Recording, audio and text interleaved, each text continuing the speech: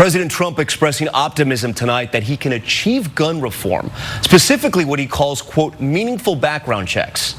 He says he's had serious discussions with Democratic leaders and with Senate leader Mitch McConnell, but also with the NRA, whose views he promises will be, quote, respected and represented. That tall order is sparking some doubt, especially on the campaign trail in Iowa. ABC's Mary Bruce is there. Leaving the White House today under growing pressure, President Trump publicly pushing for stricter background checks. There's been no president that feels more strongly about the Second Amendment than I do. However, we need meaningful background checks so that sick people don't get guns. And Trump says he can get Republicans and even the gun lobby on board.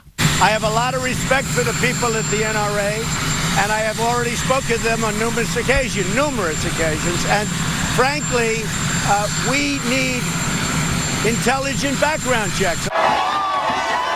Here in Iowa, the Democratic candidates quick to respond.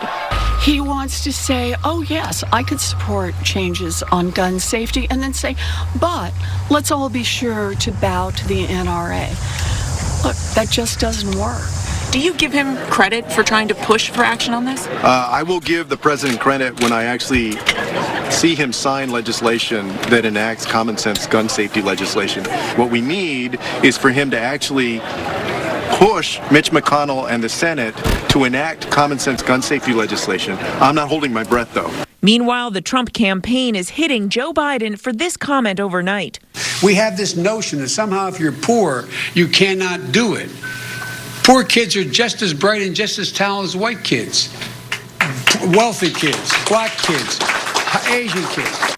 Biden's campaign says the former vice president misspoke, but today the president piling on. Joe Biden is not playing with a full deck. This is not somebody you can have as your president. But if he got the nomination, I'd be thrilled.